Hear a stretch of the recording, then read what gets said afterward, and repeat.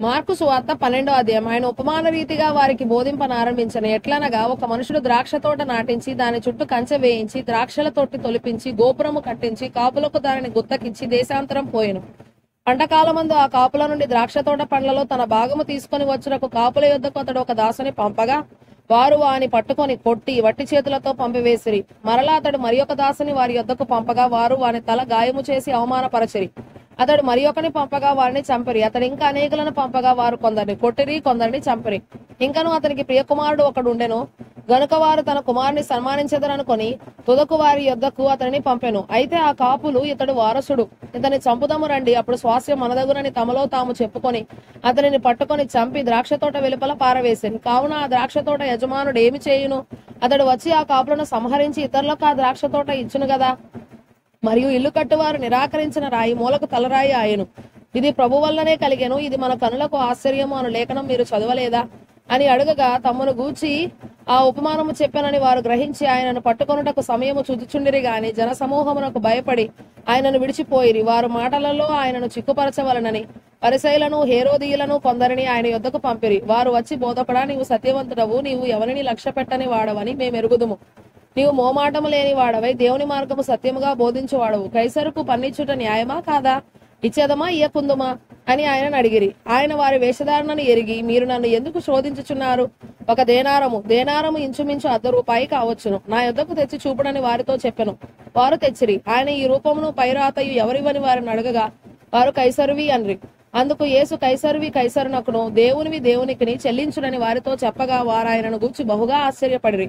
పునరుద్ధానము లేదని చెప్పడి సద్దూకయ్యులు ఆయన యొద్దకు వచ్చి, బోధకుడా, తన భార్య బ్రతికి ఉండగా ఒకడు పిల్లలు లేక చనిపోయిన ఎడల వాని సహోదరుడు వాని భార్యను పెళ్లి చేసుకుని తన సహోదరునికి సంతానము కలగజేయవాలని మోషే మాకు రాసి ఇచ్చెను.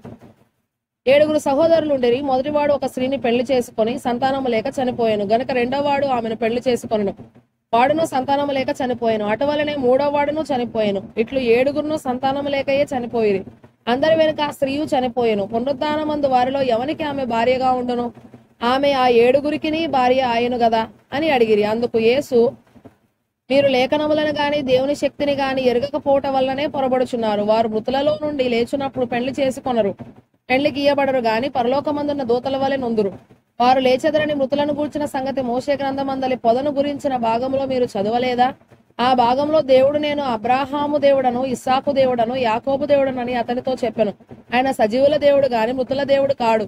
కావున మీరు బహుగా పొరబడుచున్నారని వారితో చెప్పెను. శాస్త్రులలో ఒకడు వచ్చి వారు తర్కించుట విని ఆయన వారికి బావుగా ఉత్తరం ఇచ్చారని గ్రహించి, ఆజ్ఞలన్నిటిలో ప్రధానమైనది ఏదని ఆయనను అడిగాను.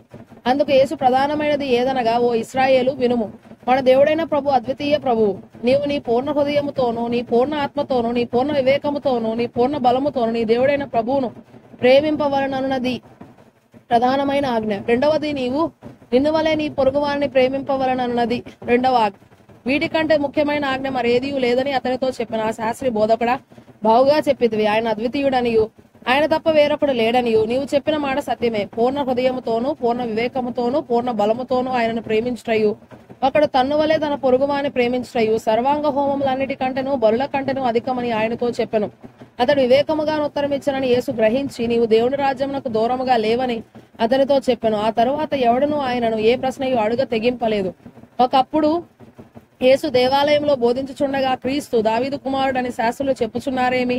నేను నీ శత్రువులను నీకు పాదపీఠంగా ఉంచు వరకు నీవు నా కుడివైపున కూర్చుండుమని ప్రభువు నా ప్రభువుతో చెప్పెను అని దావీదే పరిశుద్ధాత్మ వలన చెప్పెను. దావీదు ఆయనను ప్రభువని చెప్పుచున్నాడే, ఆయన ఎలాగో అతని కుమారుడగునని అడిగాను.